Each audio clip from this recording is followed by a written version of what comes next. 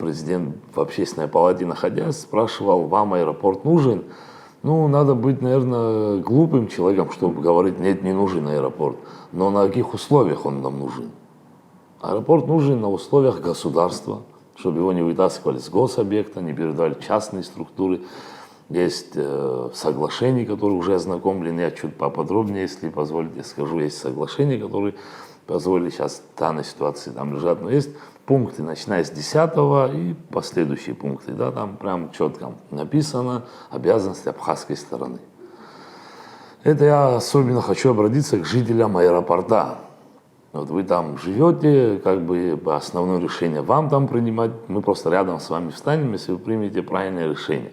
Там пункты такие есть, что Республика Абхазия обязана, если частный инвестор у третьих лиц захочет там, земли, все, что прилагается у них, там четко написано, изъять и передать частному лицу. Это за территорией аэропорта, что находится. Вы там сами думаете, что это может произойти. Я понимаю, что там у вас никто его насильно не отберет, просто будет цена вопроса. Ну, изъять, это как бы как раз таки насильно подразумевает. Подразумевает так, но мы же понимаем, что насильно сейчас отбирать никто не будет. Будет просто ценовая политика, цена вопроса, его поднимут, и там ты продашь, тебе придется искать где-то жилье в другом месте. Это один из пунктов. Второй такой вопрос, это, надеюсь, мы услышим, ответили, как у нас есть бизнесмены, которые занимаются строительством в Абхазии. Есть, мы это прекрасно знаем. Почему наши бизнесмены не освобождены от налогов на завозимую там материал, стройка, что они там нужно на стройку вести, да, стройматериалы не освобождены, а частный инвестор Российской Федерации, пусть там мы уважаем Российскую Федерацию, но это частный инвестор, он освобожден от всех налогов.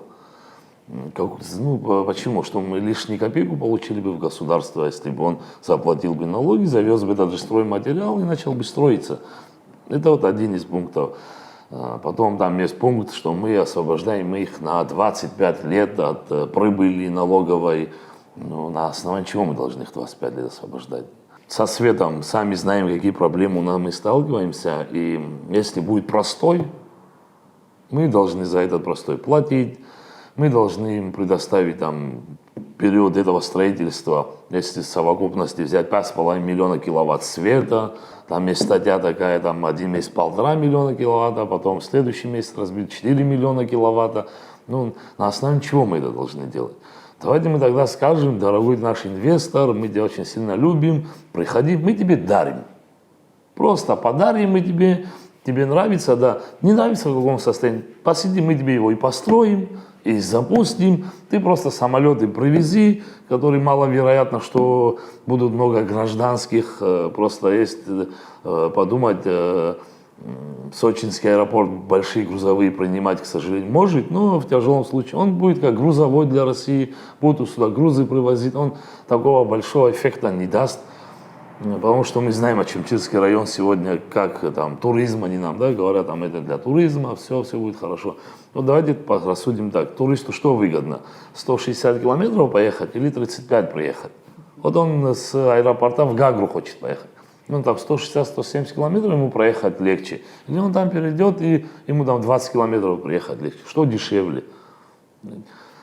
Да, не спорим, пойдут люди, Ачимчирский район, как говорят, да, там тут туризм возникнет. Никто не говорит, что аэропорт не ходим. Ходим аэропорт, как не ходим? Мы хотим развиваться, мы хотим, чтобы у нас экономика была, мы хотим, чтобы что-то было. Но чтобы было это на условиях государства, а не на условиях, чтобы частный инвестор брал и управлял нашим государством. Самое обидное будет то, это сегодня могут сказать, нет, такое не произойдет, ничего не будет. Но самое обидное будет то, что вот я частный инвестор, мой аэропорт, ради солидарности абхазцам, что я там, они мне этот аэропорт дали, я лет 5 его Ардзенбай назову Владиславом Григорьевичем, а через 5 лет утром проснусь, и мне захотелось его Сидоровым назвать. Кто мне в этом помешает? Никто. Никто. Государство уже вытащило со своего гособъекта, передало мне. Захотело его, назвал Сидоровым. И что? И это удар по самим абхазам. Нас, мы, когда говорим, мы абхазы, мы впереди себя ставим Владислава Григорьевича. Он для нас, сейчас мы его Богом назвать не можем, но от него тоже недалеко не отстает. Лидер нации. просто будет обидно. А когда придет то время, мы начнем, народ станет, скажет, вот вы там обещали не называть его Сидоровым. Да? Мы просто, наверное, нам государство скажет, вы знаете, это не наше, это частное, мы ничего не можем сделать и тому подобное. Это вот так по аэропорту я чуть побольше сказал. И еще такой там есть пункт, что абхазская сторона обязана от центральной дороги, от нашей центральной, до аэропорта восстановить дорогу. Яхтозер частный, амир яхтозер, алашар яхтозер, адгилка, ятахримхна, частник яхтозер, ризик яхтозер, ризик яхтой. Цемент и не мязымшава. Хапсу бизнесмен меньше и лифт. Освободите их от всех налогов. И дорогулот потихонечку, помогите. И фирцхра, вы же знаете, что это расходы, вы знаете, уже рассчитали, наверное, когда прибыль придет. Вы помогите. И народ скажет, о, рабсат фидмыргылы.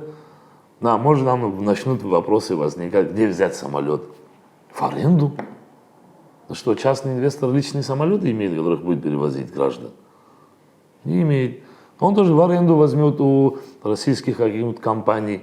Также возьмите в аренду, и оттуда прибыль будет приходить в государство.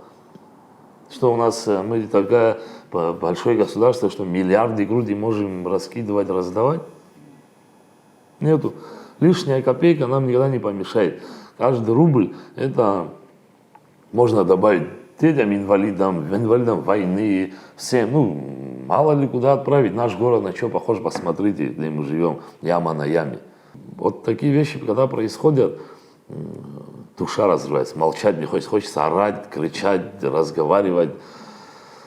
Но, к сожалению, может это кому-то не понравится, но наше руководство, начиная с нашего президента и его команды, просто наше государство выставили как бизнес-проект для себя, и они хотят на этом заработать. Они понимают, что сегодня почему-то народ, мы дружный народ, мы крепкий, но мы спим сегодня почему-то. Они это видят, они пользуются этим моментом, продвигают, они экономически укреплены, подхвачены, политически, они больше, наверное, там владеют документацией, и как хотят, так и крутят.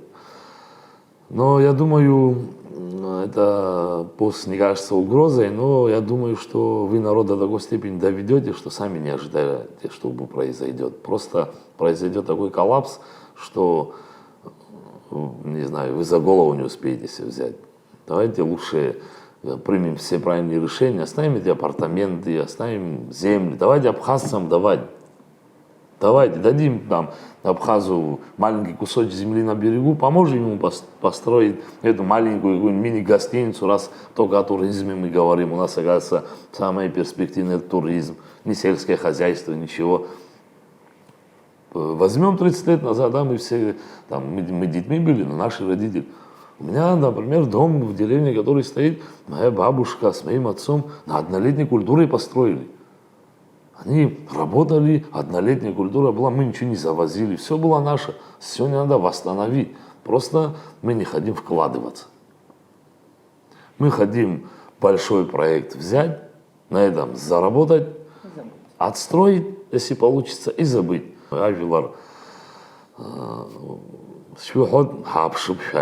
Давайте встанем все рядом. Это, знаете, это не война, нам здесь оружие брать надо, с кем-то воевать. Нам надо просто встать и сказать свое мнение, что хватит.